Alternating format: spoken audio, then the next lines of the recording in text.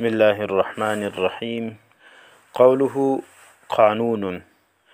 القانون لفظ يوناني أو سرياني موضوع في الأصل لمصدر الكتاب، وفي الاصطلاح قضية كلية يعرف منها أحكام جزئيات موضوعها، كقول النحاة كل فاعل مرفوع، فإنه حكم كلي يعلم منه احوال جزئیات الفاعل۔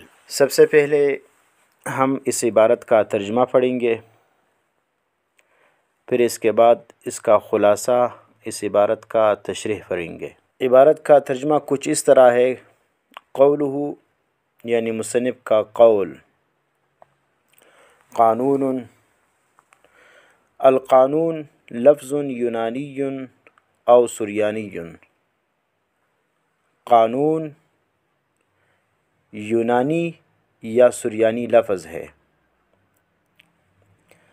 موضوع فی الاصل لمصدر الکتاب، جو موضوع ہے اصل میں کتاب کے سطر کے کھینچنے کے آلہ کے لیے۔ مصدر کو ہم رولر بھی کہتے ہیں۔ لفظ قانون جو ہے وہ لغت میں رولر کے لیے واضح نے وضع کیا ہے۔ وفی الاصطلاح قضیۃ کلیۃ، اور اصطلاح میں قانون ایک ایسا قضیہ کلیہ ہے، یعرف منها احکام جزئیات موضوعها، جس سے اس کے موضوع کے جزیات کے احکام معلوم ہوتے ہیں۔ كقول النحاة، جیسے نحویوں کا قول ہے، کل فاعل مرفوع، ہر فاعل مرفوع ہے۔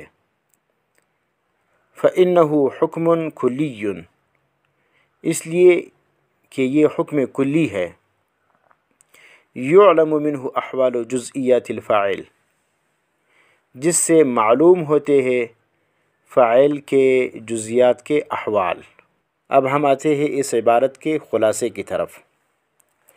اس عبارت میں شارح نے 3 باتیں ذکر کی ہیں۔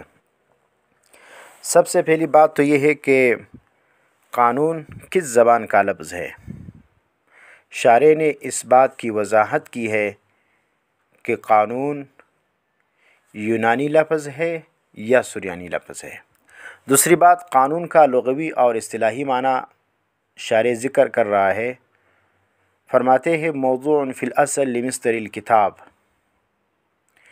کہ قانون لغت میں رولر کو کہا جاتا ہے، اور اصطلاح میں قانون اس قضیے کلیے کو کہتے ہیں جس سے اس قضیے کے موضوع کی جزیات کے احوال معلوم کیے جا سکے۔ یہ 2 باتیں ہو گئی۔ تیسری بات، ایک مثال سے قانون کی وضاحت شارح کر رہا ہے۔ فرماتے ہیں كقول النحاة كل فاعل مرفوع، جیسے نحویوں کا یہ قاعدہ ہے کہ ہر فاعل مرفوع ہے، یہ ایک قانون ہے، اس سے فاعل کے سارے جزیات کے احوال معلوم ہوتے ہیں۔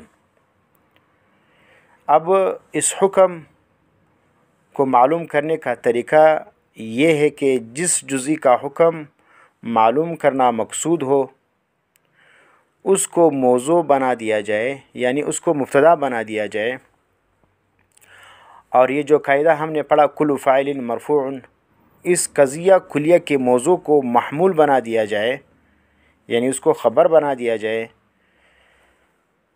یہ صغرا ہو جائے گا، اور قضیہ کلیہ کو کبرا بنا دیا جائے۔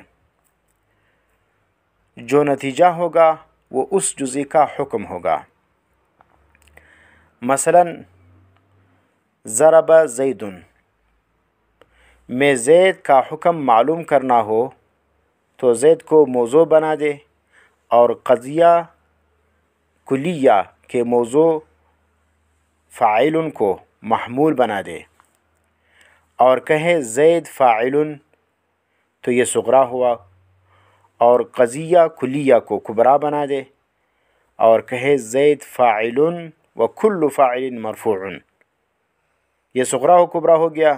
اب اس سے حد اوسط کو گرا دیں تو نتیجہ ہوگا زید مرفوع، یہ زید کا حکم ہوا۔ اس طریقے سے ہم ہر فاعل کا حکم معلوم کر سکتے ہیں۔